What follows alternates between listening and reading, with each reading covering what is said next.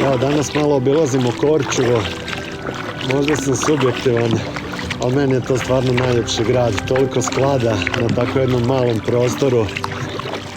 I onda ova planina, Pelješac, vrh Sveti Ilija u pozadini, stvarno je moćno. Sa nama je moja sestra, koja je inače turistički vodič za cijelu županiju, tako da je sad pokušavam nagovoriti da odemo malo do Dubrovnika, da obiđemo, dok nema ovih gostiju. Mislim da je prava prilika za to.